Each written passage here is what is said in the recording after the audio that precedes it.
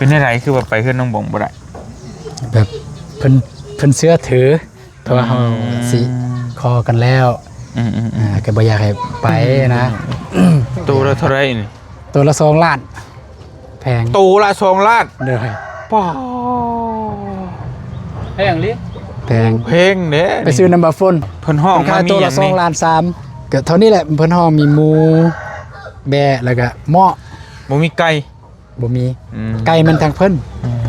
เผื่อสิได้เมียคนนึงไม่ง่ายๆเลยโอ้เตรียมการแล้วนี่เบียร์เปิดพามาเบียร์เลยโอ้แล้วบัดนี้สมมุติว่าน้องนอนกับน้องชายเลยสมมุติว่าเอาน้องบองมาอยู่น้ำสิฟ้าน้องบองนอนใช่ยังขึ้นบอกเลยตอนนี้เฮ้ยมันต้องคิดได้ปืนได้ไปโคได้ยังขึ้นบอกว่าสินอนอยู่แสบดีใจบ่ใช่ลูกไผ่นะบ้านนี้แม่เขาสึกวะโดยแม่เขาสึกวะโดยเขาสึกได้ใจแหละลูกหลานบ้านนี้แหละพ่อมีอยู่บ่เงินสมมุติว่าสิไปแต่งลูกไผ่ตอนนี้บ่มีเฮ้ยจะได้ไป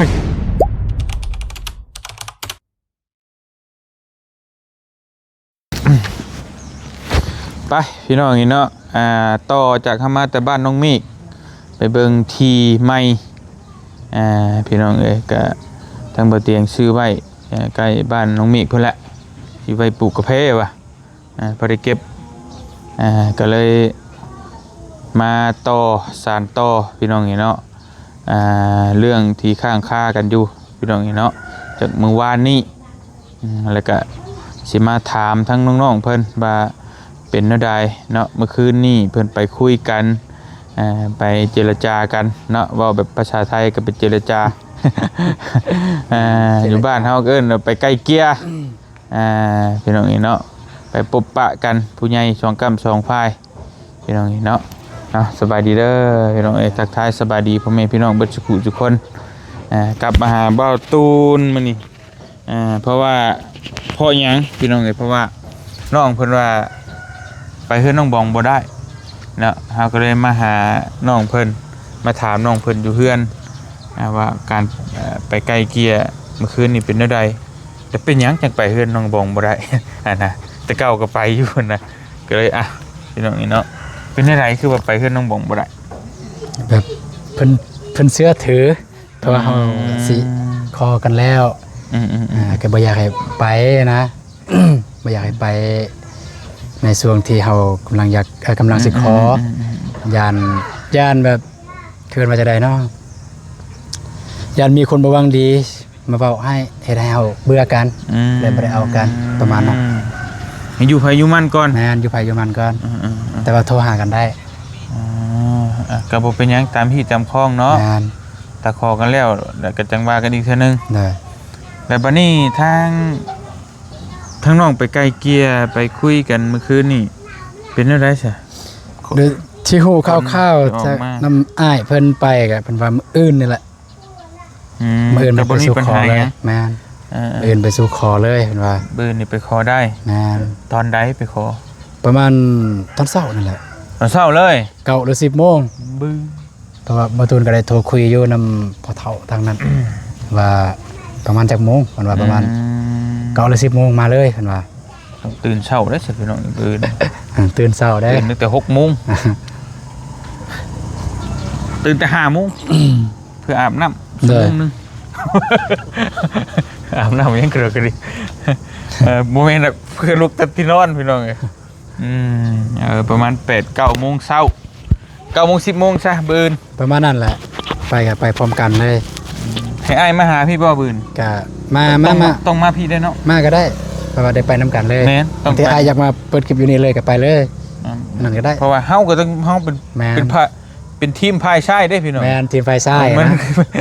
เฮาเตรียมไปคอน่ะก็ต้องมาพี่แล้วสิไปลัดขาอยู่เพื่อนน้ำบงโมเมนต์ละแมนโอเคคิดได้หู้นะพี่น้องสินัดกันปบปะกันมื้ออื่นนี่ทีมงานให้มาเบิดทุกคนแมนเบิดทุกคนเลยทีมงานก็ประวัติศาสตร์ได้นี่เนาะลงมาเราใต้จนพี่น้องจนนอกนุ่งจนได้เมียน่ะ เออ ปีหนึ่ง ปีกว่าๆแล้ว ปีกว่าแล้ว ปีหนึ่งเดือน อืม ปีกว่าแล้วที่ บ่เตียงก็บ่ได้คิดได้บ่สิไว้ป่านนี้เพราะว่าเอาเว้ากันซึบๆก็ทำว่าหยอกก็ว่าแม่นนะพี่น้องสิคิดว่ามื้อใดน้องเอาเมียสิมาแบบร่วมงานนำนู่นนี่ก็เว้าหยอกกันธรรมดาเนี่ยเนาะ ทางนี้ไม่ได้หยอกนะ บ่หยอกแล้วของแท้บัด อืม ทั้งน้องกล้าเกียนยังแน่ซั่น โดยทางน้องเนี่ยคันว่าเรื่องกาเกียมขั้นตอนในการสู่ขอก็คือเราจะมีอันนี้มันเรียงๆมาได้เวลาเฮ็ดเรื่องของ อืม มันจะมีหมูมีแบะ อืม ทางนี้ไปหาเพิ่นนะมีหมูมีแบะ หมูกับแบ่นี่ ได้ แกไปเป็นโตได้บ่ เป็นโตเลย ท่านได้เฮ็ดยัง ท่านเฮ็ดหยัง แบบ เป็นโตเป็นเลยไปให้เพิ่น อันนี้คือเอาไปให้เพิ่นบ่ แม่น อ๋อพี่น้องเอ้ย ต้องได้ไห้เนาะ ต้องให้ที่เนาะเออ แบะเอาน้ำให้บ่ง เอาตรง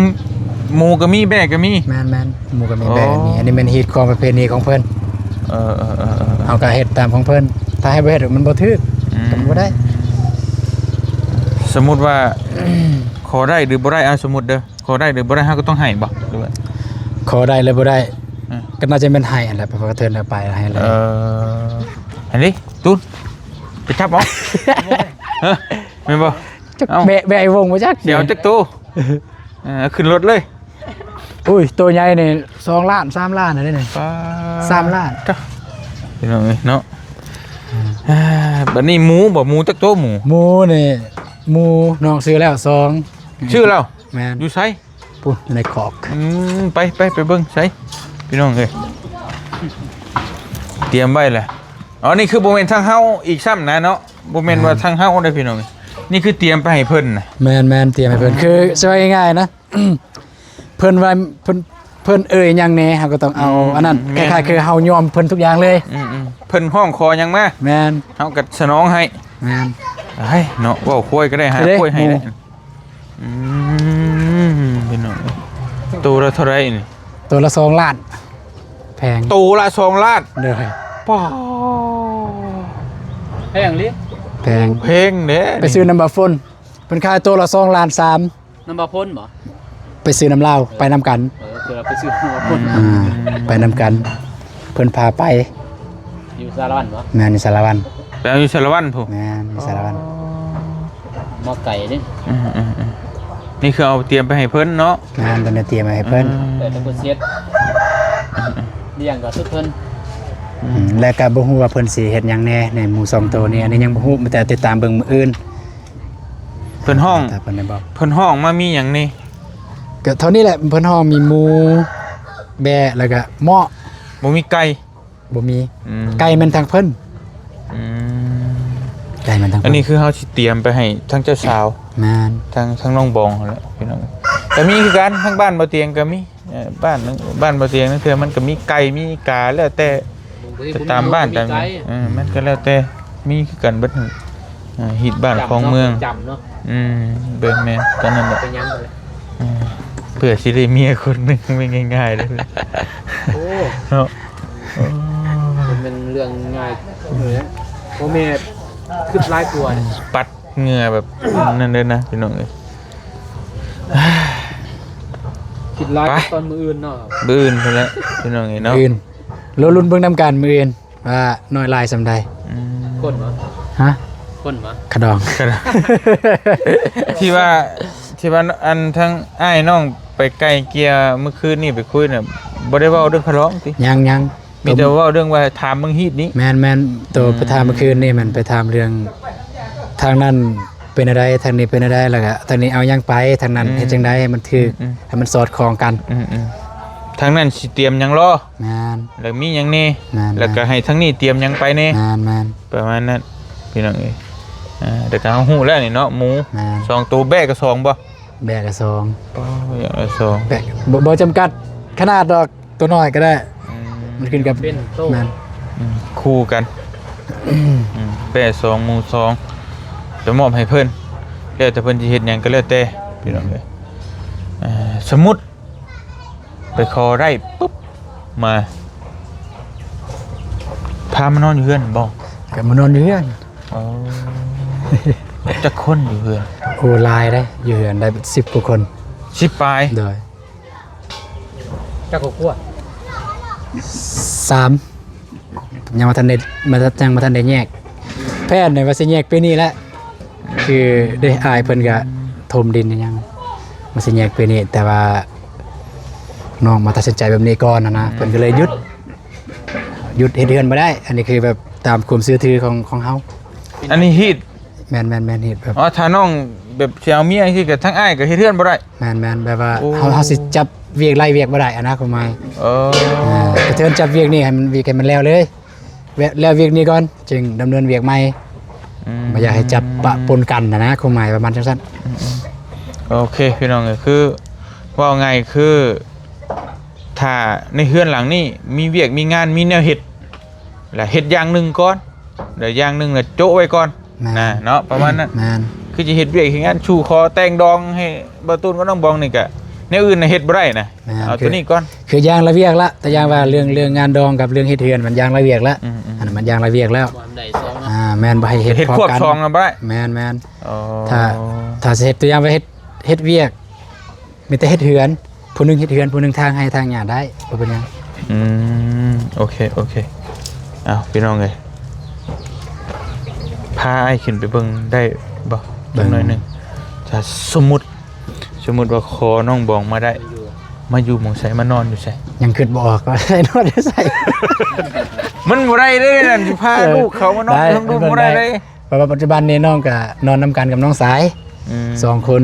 หันแหละอย่างฮู้ FC ก็อย่างฮู้ว่าน้องสิแยกกันแบบใดสิพาน้องบองนอนอยู่ไสบัด เดินไป ไปเบิ่งสมมุติว่าขอน้องบองมาได้ นี่คือว่าได้เห็นบ่ ครั้งแรก แต่ว่าเปื้อนเด้บอกก่อนเด้อเปื้อน เปิ้นจังได้สูงบ่สูงกันน้ำสิไหลขึ้นมาพุ่นบ่ เพราะว่าเพื่อนน้องกับเพราะว่าเด็กน้อยกับค่อนข้างลายแน่ เข้าใจบ่ว่าตัวนั้น ได้ เข้าใจแต่เฮือนอ้ายก็คือกันเรื่องมันเฮือนหกน่ะเป็นเรื่องปกติแล้ว เด็กน้อย เพื่อน6คันเพื่อน7แค่แน่อันนี้เพื่อน6เลย พี่น้องไปปิดเพลงไป ปิดเพลงสุดท้ายคลิปปิดเพลงโอ้นี่ โอ้เตรียมการแล้วนี่เบียร์ เปิดผ้ามาเบียร์เลย โอ้ อ๋อเนี่ยโดนแล้ว โดนแล้วบ่ แต่โดนแล้ว ตั้ ตั้ งแต่ แคปไว้ซั่น ตั้งแต่แบบเฮาไปร่วมงานพี่น้องร่วมงานพี่น้องคันทางใดเฮาถึกซื้อเบียร์ซื้อหยังเฮาไปซื้อซอยอะนะ ซื้อไว้ตาราง ซื้อไว้ซอยอันนี้เว่าง่ายๆคือนี่เนี่ยล้างเปล่าเนี่ยสมมุติว่าเฮาสิไปซื้อเบียร์ไปซอยงานต่างๆเนี่ยเฮาต้องเอาล้างเปล่าไปแลกเพิ่นน่ะ แม่น เอาตัวใหม่มา แม่น นี่แหละคือภาษาบ่เตียงที่ซอยน้องตูนก็เอานี่แหละ 1 2 3 4 8 8อันนะ บ่เตียงมันสิซอยน้องเพิ่นชิบล้าง ถ้าบ่อยากซื้อนี่เฮาก็ต้องซื้อข้างล่างเลยจบ มันบ่ไหวที่เฮาสิซื้อไปย่างล้างมัน 15,000 ฮะ 15บ่ บ่มีดอกเศร้าอันนั้นน่ะ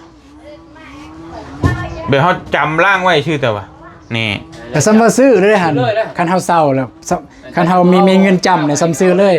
แม่นคันเฮาบ่ส่งล่างนี่เงินเฮาก็บ่ได้กลับคืนมา ตัว15,000นั่นแหละล่างหนึง อันนี้คือกัน จังว่ากัน ขี้คานไปนำ นี่แหละพี่น้องเนาะบ้านห้วยดำไม้หน่วยหนึ่ง เปื่อนนะอย่าบายได้เด้อ บ้านเลขที่ เพื่อน 2โอ้1 2เลยง่ายๆเลยเนาะหน่วยหนึ่งบ้านเลขที่2หน่วยหนึ่งโอ้ยินดีต้อนรับอีกเด้ออันนี้ปีเฮ็ดเฮือนบ่ด้วยจังได๋ แม่นอันนี้ปีเฮ็ดเฮือน ปีแล้วเนี่ยปีแล้วเทศสาร ปีแล้ว แปดแม่นปีแล้ว ปี2014 นะ การเนาะ เฮือนตอนแรกเป็นเฮือนโครงการ แต่ว่าด้วยความว่าเฮาก็ค่อนข้างครอบครัวใหญ่แน่เฮาก็เลยต่อเติม ต่อเติมออกไปอีกติ แม่นแต่สมัยนี้ก็คือสิบ่ได้ต่อเติมแยกเป็นเฮือนใหม่เลยแล้วก็จบแต่ตะกี้สมัยรุ่นพ่อรุ่นพ่อเฮาบ่อยากให้เฮาแยกไว้อยากให้อยู่เป็นกลุ่มเป็นก้อนก่อนให้มีหยังก็เบิ่งนํกันคุมคิดผู้ใหญ่ตะกี้ ก็แม่นแล้วเพราะแยกกระจายกันไปไม่ได้คิดไปคนละทิศคนละทางนะ ยันเล่งเต้ง พี่น้องเดี๋ยวครับพี่น้องนี่มีแต่คนอ้ายเอ้ยน้อง พี่น้องทั้งหมด9คน บ่ แม่น แล้วออกเฮือนต่างนี่แหล้ว เฉพาะแต่ผู้ชายเฮายัง ออกแยกออกไปเป็นครอบครัวแล้วเนี่ยมันจะคนพี่น้อง 3 3คนส่วนรายลักๆนี่เขตนี่เนี่ยสิเป็นผู้หญิงเนาะ แม่นส่วนหลายเป็นผู้หญิงจะ ผู้หญิงเอาผัวแล้วไปน้ำผัว แม่น ประมาณนั้น ยัง นะ เอาผัวเราไปอยู่น้ำผัวเลย อืม หลักๆอยู่นี่ แล้วผู้ชายเอาเมียไปใช้ได้มาร่วมอยู่นี่บัดนี้บ่ แม่นผู้ชายเอาเมียกันมาอยู่น้ำพ่อแม่ มาอยู่นี่เป็นหลักก่อน แม่นเป็นหลัก ถ้า ก่อน สมมุติว่ามีมาหาได้ก็ต้องแยกเอาอีก แม่น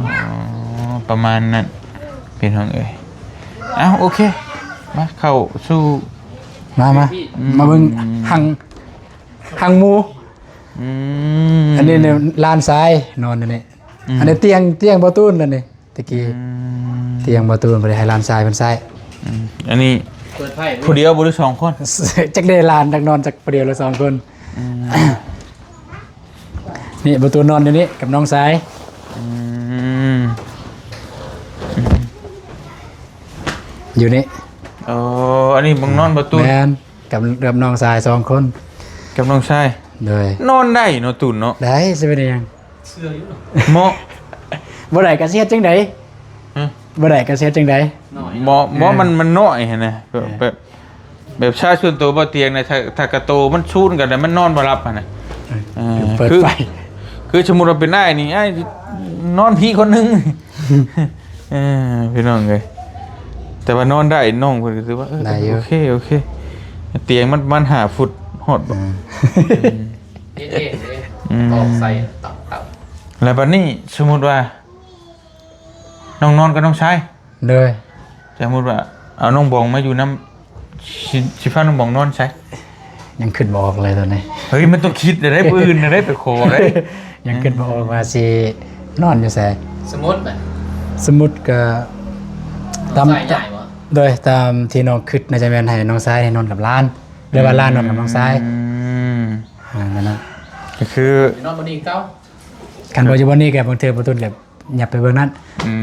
ไปขันเอาอยู่ฮัน แม่นไปกันห้องอ ไป ยู่เบิ่ง ขัน นั้น เอาเจนั้น แม่น ทางในพวกนี้ไปนอนเป็นห้องน่ะเนาะ เป็นห้องตะกี้เนี่ยก็บ่ตุนจะนอนห้องนี้ แต่ว่าน้องซ้ายเอาเมียก็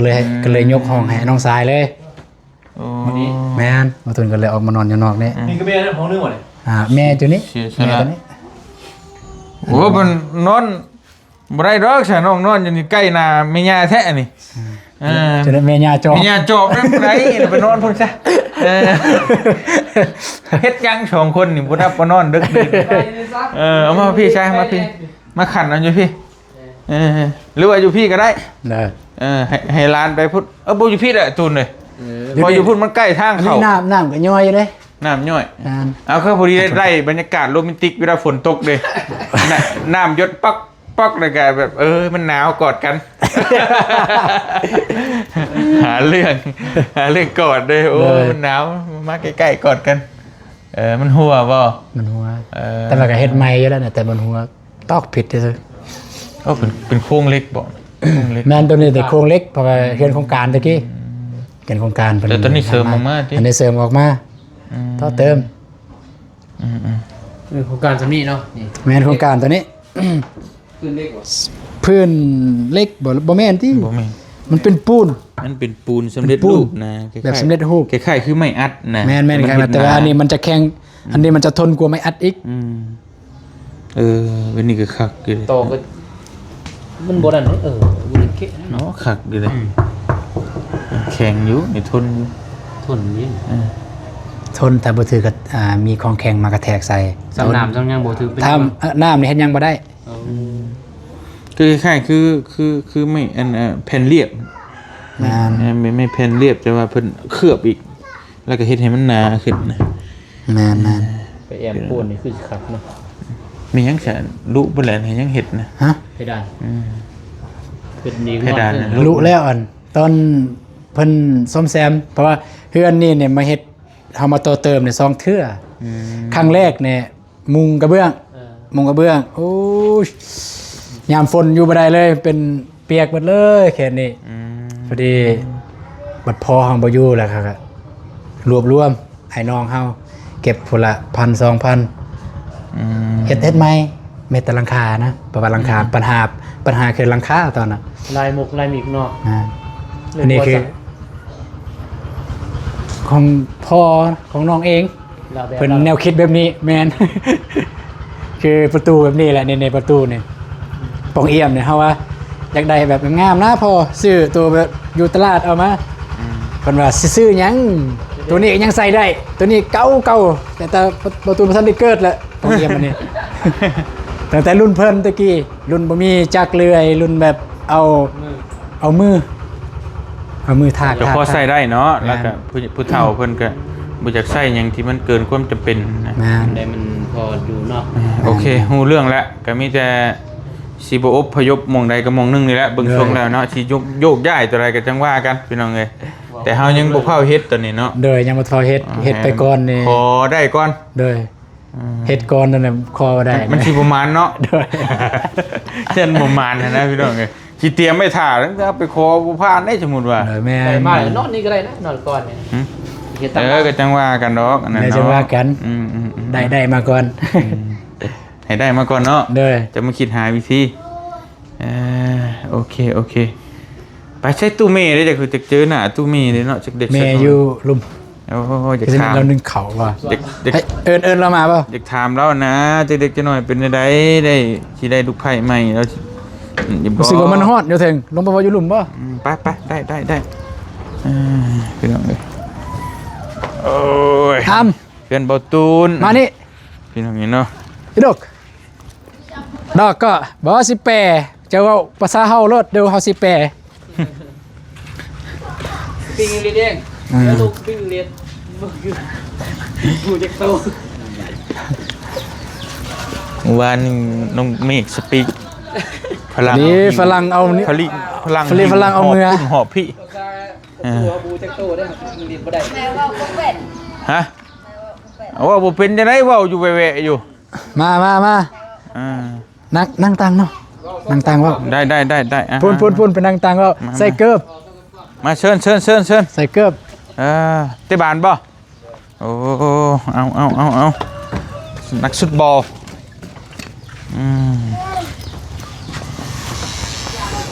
มาถ่าไปตู้ก่อน ช่างบ่เป็น เสิร์ มา ฟ พี่ นั่งนี่ก็ได้ส่งเสื้อมินเด็กน้อยเหี่ยว บตูนย้ำมาตูน นั่น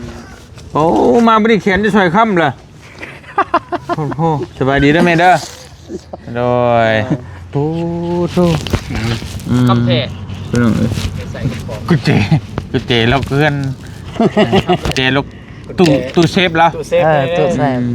จะมีหรือบ่มีก็อยู่นี่แหละ เออสิเปิดบ่เปิดก็ต้องอยู่นี่นี่ช่วงนี้เอาใจเมย์สุดๆนะช่วงนี้พี่น้องเลยเอาเป็นได้เมย์ดีใจบ่ใช่ลูกไผ่นะบ้านนี้ แม่เขาสึกวะ โดย แม่เขาสึกวะ โดย เขาสึกดีใจเลยลูกหลานมาหาให้น้องจุจนมาให้แม่ โดย หาให้แม่ ให้เมียวะ มาให้ หาเมียให้ ฮั่นนะว่าเขาบ่เป็น ใส่ความเข้าใจได้ติ บ่ไปยังค่ะเฮาพังก็ข้าวเฮาแปรให้พี่น้องพังก็ได้อยู่มากบ่ เบ้ากลับกันแน่บ่เป็นหยังเนาะ บ่ต่างจากพ่อเฒ่าน้องสลี ได้และบัดนี้แหละพอมีอยู่บ่เงินสมมุติว่าสิไปแต่งลูกไผ่ตอนนี้เฮ็ดจัง พอมีเงิน บ่มี เฮ็ดจังได๋มันสิได้ลูกไผ่บัดนี้บ่มีเงิน ฮั่นเพราะบ่มีเงิน เฮ็ดได้สิได้เขาบัดนี้ก็บ่มีเงินนี่เขาบ่มานำเด้จิไป คอเราเขาเลยเนาะ ข้าวน้ำเหล้าก็ส่วนบ่มีส่วนกาแฟก็บ่มีไปส่องแล้วเขา มื้ออื่นก็สิไปแต่ว่า เฮ้ยเฮาบ่สบายเฮาบ่ไป เฮ้ยมันบ่ได้ ลู ติ กหลานไป เฮาบ่สบายเว้นดนต่อ นั่งบ่ได้ ย่างไปบ่ได้ ขี่รถมาหับ บ้านเฮาย่างหั่นเคยจัก บ่ แล ให้ย่างนะเฮาสิพาไปก็ได้ จะสิพาไปก็ เวียนหัวเวียนตา เว้ยไปเห็นเก็บกาแฟระเบิดมือเห็นว่าไปขอลูกไผ่แล้วว่าวิ่ง นี่ หัว ช่วงเดือนนี่เลยเป็น เอาหากระเป็นนี่บ่ในบ้านแล้วเห็น บ่เตียงเห็นน้องเพิ่น เฮาไปส่องสลอมก็เสหะหลานแหละ เป็นหยังเพิ่นว่าเป็นหยัง เขาว่าประสาท อืม เขายืมเงิน คิด เขา ลายบ่เป็นประสาทคิดลายบ่ ดอนแหละเจ็บประสาทเป็นประสาท อืม เป็นเสหะเปแหละ แต่ใครนี่ละติตอนนี้ติ บ่ ยังบ่ใคร บ่ใคร โอ้ยเนาะ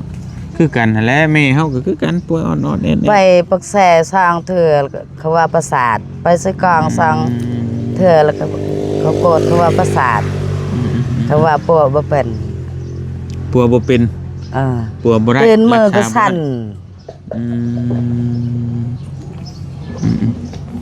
ค่อยๆรักษาไปเห็นแล้วเฮ็ดจังไดเนาะเจ้าอายุจักปีแล้วแม่ จักเลยเคยได้เลย50ปลาย60 หัว กลัวแล้ว กลัว ระบบจักคน 50ลูกก็ยัง30ปลายแล้ว ลูกจน30ปลายแล้วผม อืม เกือบ40 40แล้วฮะมันเป็นไปบ่ได้ที่10ปีเลยลูก ไม่บ่แม่ 13ปีแล้วเอาบัวแล้ว แต่ว่าเอาแต่น้อยเด้อ แต่น้อยแต่สม 13ปีแล้วอ่ะ อีหลี อีหลี บ่เอาพวงแต่อายุ23ปี เลย บ่ เพราะพ่อเนี่ยเข้าเท่าเบิ่งหน้าพ่อเนี่ยคือคนสมัยยุค เพิ่นเอาเมียได้ลูก2คนเลยเพิ่น อ๋อ บัดเมียตาย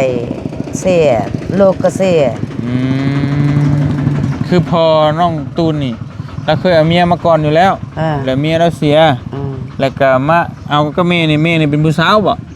ตอนนั้นผู้สาวแล้ว13 น้อยยัง ยังน้อย ยังน้อยอยู่จะว่าผู้สาวแล้วพี่น้อง แม่เท่ายกให้ บ่แม่นใจเฮาแหละอยากเอาพ่อแม่ละมักเพิ่นหันดุเพิ่นหันติเกดุหากินในหยังเพิ่นเป็นนักบ้านทหารเพิ่นอันนั้น กินหานอน โอเคเข้าใจแล้วพี่น้อง เฮ็ดได้หยังก็เป็นดุแหละ หันน่ะพ่อแม่มักบ่แม่นเฮาก็ยังน้อย หาว่ามัก พ่อแม่ เกิดเสื้อคมพ่อคมแม่แหละ ย้อนเสื้อ ข้าใจ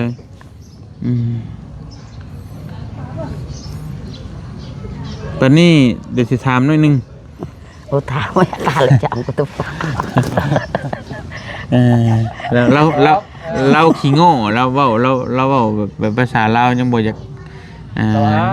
ชัดเจนนั่นแล้วจากอาย บ่ นะ ชัดเจนขนาดลูกยังบ่ชัดเจน แล้วบัดนี้บ่เป็นหยังเฮาเข้าใจเนาะเพราะว่ามันเว้าชัดเจนบ่ชัดเจนก็เข้าใจเบิดแหละยังบ่เป็นหยังดอกวันนี้เฮาสิถามว่าสำหรับแม่นี่ความคิดเห็นนี่น้องบองนี่แม่ฮู้ แม่คิดว่าโอเคบ่น้องเราได้ใช้ดีบ่ กินยอยนใส่โอเคกันบ่มี ฮะเฮ็ดยัง สักคน เฮ็ดยังเด็กหน่อย ประสัก มาซักคนซักยาบ่ผู้ใหญ่บ่ซักบ่มาซักให้นี่ เจอกับพ่ออยู่นี่ ผู้ใหญ่ก็อยากซักเลยมันหยอดยาหาเราหยอดไว้นี่เลยเหรอ ปกได้ครับ พอได้ประสักมาหวานก็มาแน่ โอเค ก็นำตลอด มาต่อพี่น้องเป็นได้สรุปไหมว่าแบบนิสัยใจคอน้องบงโอเคอยู่บ่ โอเค โอเคอ๋อ แค่ตัวเปล่าแล้วใส่ ประตูโอเคอยู่เนาะนิสัยดีบ่น้องบอง จะเป็นใส โอ้โหนี่ไส้บ่ ฮะ ว่าท่านฮู้บ่นี่ไส้ บ่โหบ่แม่นนำกันบ้านก็โห บ่แม่นน้ำกันบ้านบ่แม่นบ่แม่นบ้านเดียวกันแล้วก็ ตอนนั้นมาหา เท่าที่แม่เห็นแล้วมาลิ่นมาหยังน้ำหั่นน่ะประตูนเว้าให้เราฟังกันหน่อย จะว่า แบบไม่ได้บางตัวน้อยไม่ได้กระจายแม่บ่จนแม่ก็ไปอยู่เด็กก็อยู่ให้ตะโกนกินเด็กอันโอเคกินเด็กแหละได้เยอะให้กินเด็กได้เยอะไม่อะไรก็ย่อย คือแม่ใส่ติเดดีใจ สำหรับปกติเพิ่นก็บ่ฮู้ว่าสำหรับบ่ตุนบ่ฮู้ว่าเพิ่น มักไผตามที่เคยลมผู้ใดนะแต่ตามที่เคยลมมากแต่ว่าแม่เนี่ยคือลูกลมผู้ใดแม่ก็มักคนนั้นแต่รู้สึกว่าพิเศษกับน้องบองนั่นแหละพิเศษอีกแบบนึงอันแหละเพราะเฮาที่สัมผัสได้เด้ว่ามันถึงแม้ว่าบ่ได้ปากว่าคนนี้คักคนนี้ดีแต่ว่าเราจะเห็นความแตกต่างการกระทำแม่นี่มาสิแม่เห็นความแตกต่างอยู่ในฮั่นการวางเหนือวางโต๊ะโอเคแล้วซะแม่นแล้วใส่เลยฉันแต่มื้อนี้บ่ไปบ่แม่ว่าไปบ่แม่ก็ขอได้บ่สบายอ๋อไผได้สิเป็นคนโตบัดนี้ลูกหลานอ๋อได้หมดเนาะได้ครับได้หมดเนาะแม่นี่ได้โอ้เท่าได้ก็ได้หมดครับได้แม่นติตัวนี้ลูกหลานแม่นติตัวทั้งเอาให้เราใส่ลูกหลานคอสำได้ก็แล้วแต่ลูกหลานเนาะก็หมายดอกเปสมมุติไงห้องขดองบ่โอยละบอนนะเจ้าต้องพอใจหมดบ่บัดเนาะจะบ่ไปเนาะสมมุติว่าเพิ่นว่าขดองเพลงใส่ที่พอใจมันก็ไปบ้านเพิ่นว่าจังซี่ขดองแล้วแต่ว่าทางนั้นสิห้องก็รับได้ต่างแต่ว่าเฮาบ่มีซื้อว้าวง่ายๆบ่เตียงสิอธิบายฟังคือแม่เพิ่นนี่บ่ได้ติหยังบ่ได้ติน้องบองเลยก็บ่ได้ติขดองสิเว้าถูกเว้าเพลงก็รับได้เบิดแต่ว่าปัญหาอยู่ที่เฮาสิมีให้เพิ่นบ่แต่เพิ่นร้องเพลงเนาะอันประมาณนั้นแต่ว่าเพิ่นร้องน่ะเฮาก็บ่ได้ติแบบแต่ว่าเฮาสิมีให้เพิ่นหรือบ่นะประมาณนั้นความหมายว่าแล้วมักลูกไผ่นี่อยากได้ละคนนี่แต่เพิ่นร้องเพลงเฮาก็รับได้แต่ว่าเฮาก็อาจจะบ่มีให้เพิ่นทันทีบ่หรือว่าจังใดเฮาก็ต้องหาพรได้บ่หรือจังใดสินะแต่ว่ารับได้ละความหมายประมาณนั้นแต่แน่ๆเลยเราบอกอะไรมาอยู่ได้ว่าเราก็บ่มีแต่วันนี้มันฮอดมือมันลูกชายอยากได้ก็จำเป็นต้องคอและบ้านใดก็คือกันพี่น้องลูกเต้าสิเอาน่ะมันบ่มีก็จำเป็นละแม่นคือบ่เตียงคือกันได้บ่ได้มีตอนนั้นก็ไปหาเฮ็ดงานอยู่ไทยส่งมาไปสิจุบขาดองก็เนาะคือกันแบบเดียวกันโอเคชะบืนพังผลน้ำกันเนาะก็บ่อยากถามแล้วหลายแล้วยังยันอยู่เนาะบ่อยากเว้าอยู่มีแต่บืนมาลุ้นน้ำกันว่าสิเท่าไหร่เนาะขดองลูกไผ่เนาะโดยเตรียมไปรถนี่กระเจเจ้านี่กระเจตู้เซฟเจ้าสั่นแน่นอนบืนนี่เตรียมเปิดเลยเฮียนเบิดแหละบิดจนเบี้ยวโอ้ยพี่น้องเอ้ยมีแต่นั้นแหละพี่น้องไงบ่เตียงกะบื้น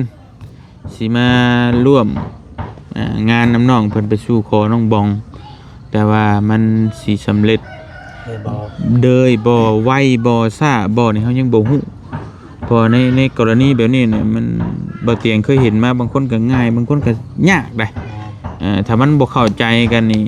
บางเทื่อแต่ทั้งนั้นเว้าเวอร์เกินแล้วเฮาต้องต่อเฮารับบ่ได้เฮาต่อลงแต่เพิ่นก็รุดบ่ได้บัดนี้มันก็ขยื้อไปขยื้อมามันก็เป็นการที่ว่าบ่เข้าใจกันแม่นก็ยากเติบอยู่เป็นจังได๋สามสิได้เมียก็มันง่ายเด้ผู้ที่เป็นปะนายหรือว่าบ้านบ่เตียงเอิ้นลามนี่ผู้ลามผู้ที่ไปขอนี่ไปขอนบขอไหว้เป็นขอแม่นคือผู้นั้นแหละต้องได้ต่อบ่ตูนก็ยังบ่ได้เว้าได้ยังนั่งอยู่บ่ได้เว้าหยังไงแต่ว่าคนนั้นที่เป็นคนเว้าเป็นลามผู้ปะนายแน่แล้วก็ต้องเก่งคนนั้นต้องเก่งพร้อมแหละจังได้ถ้าบ่เก่งนี่แม่นเพิ่นว่าอะไรเพิ่นก็ยากเติบอยู่ก็ไปรุ่นน้ำกันปืนโอ้มีตังค์ให้นั่งพอบ้านสิบ่ได้ไปง่ายแล้วขอบใจเนาะมีแต่ไปรุ่นน้ำกันเนาะบืนก็ประมาณบ่เกิน 9:00 นถึง 10:00 นบ่เตียงก็สิตื่นแต่เช้าในได้บืนสำคัญเด้เนาะปกตินี่ 9:00 น 10:00 นนี่บ่เตียงหากระตื้ออันนี้เขาต้องตื่นก่อนฮะเพื่อมาพี่อีกว่าการเกมนู่นนี่นั่นบ่เป็นหยังเพื่อน้องชายได้เมียพี่น้องเอ้ยสู้แม่สู้ไก่ตักใส่ ไม่ยากก็จะชูบ่พี่น้องเอ้ย รู้แล้วแต่ว่ามันต้องมืออื่น ใจเลยสู้อยู่แต่เงินได้สู้หรือบ่ เงินคำเลย เงินคำบ่มีเนาะก็บ่ ใจ ว่า ก็ยักโซ่เลย เฮ็ดได้ไดถ้ามี เงิ บ่ น มี คำ ก็ เลยบ่มีโจจัน จำเป็นนั่นล่ะลูกก็เป็นโทษแหละ ก็ถอด บ่มีก็ต้องหาแล้วต้องยืม หา แล้ว แต่ใส่ยืมดูใส่ จะหายืมนำมื้อนี้แล้วเฮ็ดได้ได คิดดีก่อนก่อนเอาอะไรเนาะ หาเก็บกาแฟใช้ปีละน้อย ยืมน่ะไม่นุ่งก็บ่ได้เฮ็ดแท้บ่แล้ว บ่มีแล้วหมดแห้งเลย บ่มี ตอนนี้สิซอยน้องนุ่งก็ยังติดหนี้แล้ว ข้างเบียร์ เบาได้แม่นบ่ ติดหนี้ บ่ได้ว่าแล้วก็ติดหนี้หมู่ จักล่างเจ้าจักนั่ง หาล่าง ทำก๋วยเตี๋ยวชิบแล้วโอเคโอ บ่ เค ได้เบาได้แม่นบ่เบาออกอะไรออกสื่อเด้ โอ้บ่ได้เด้เนี่ยมันบิดเบี้ยวบ่ได้ มีเฮาก็มีสัจจะเด้ แม่นเบาฝน ซอยนะ เบาฝนกันไปหาไล่จับงัวอยู่ตอนนี้ คนมา เอ้าผู้งัวเราเฮแทบเราดิลีเข้าป่าไล่จับงัว คนคือขี้มา พอเบาฝนนะว่าพนันว่า เบายอกเนาะ แม่นก็